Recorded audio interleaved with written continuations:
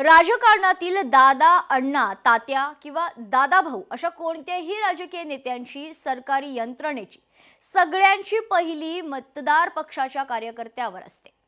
पक्षाचा हा कार्यकर्ता निवडणुकीच्या काळात पक्षाचा सर्वात मोठा दुवा असतो। मतदार राजाचे कोणतेही काम करण्यापासून मतदार राजाला प्रत्येक निवडणुकीत मतदान केंद्रावर पोहोचवण्याचं काम अनेक वर्ष कार्यकर्त्यांकडून केले जातात। मात्र ऐन निवडणुकीत हाच कार्यकर्ता त्याच्या मान सन्मानापासून उपेक्षित राहतो। सच्चा कार्यकर्ता पक्षाच्या बैठकांनंतर सतरंजा उचलण्यापुरताच मर्यादित राहिल्याच शेकडो दाखले राज्याच्या राजकारणात पाहायला मिळतात। पाहुयात यावरच लोकशाही मराठीचा हा स्पेशल रिपोर्ट।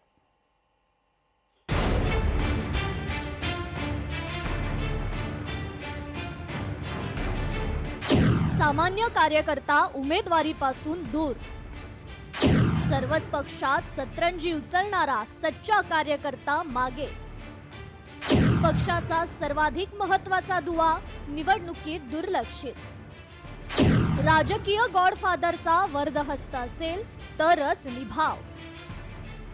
लोकशाहीमध्ये नगरसेवक हे पद राजकारणात लोकप्रतिनिधी करणारं पहिलं पद। ही पहिली पायरी पार करण्यासाठी कार्यकर्ता विविध पातळ्यांवर पक्षासाठी झटत असतो। गल्लीतील सांडपाण्याचा प्रश्न असो की कोणाला रुग्णालयात भरती करणं असेल, कोणाच्या मुलाचा शाळेत प्रवेश असेल, मतदारांच्या प्रत्येक कामात आपल्या पक्षाकडून सर्वतोपरी मदत करण्यासाठी कार्यकर्ता नेहमीच तत्परतेने हजर असतो। मात्र उमेदवारी मिळवताना कामांसाठी सर्वात पुढे असणारा कार्यकर्ता सर्वात शेवटी राहतो।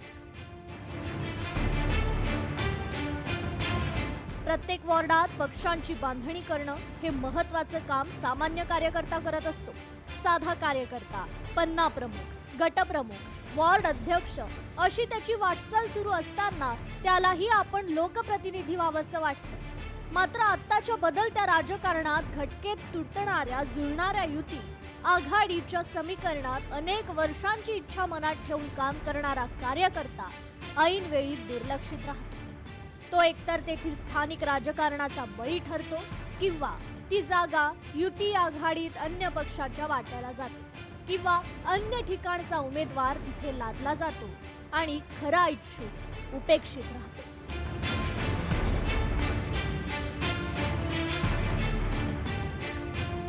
महाराष्ट्रातील सध्याच्या राजकारणात देवेंद्र फडणवीस, एकनाथ शिंदे, मुरलीधर मोहोळ, विनोद तावडे अशी कितीतरी नावे असतील जे पक्षाची कामे करत एवढ्या मोठ्या पदांवर पोहोचली।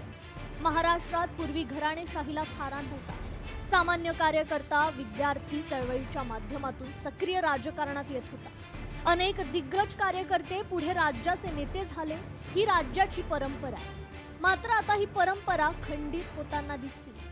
पालिका निवडणुकांमधील उमेदवारी पाहता त्याच उमेदवारांना पुन्हा पुन्हा संधी हवी असते किंवा राजकारणात तुमचा एक राजकीय गॉडफादर असावा लागतो तरच तुमची वर्णी लागण्याची शक्यता असते।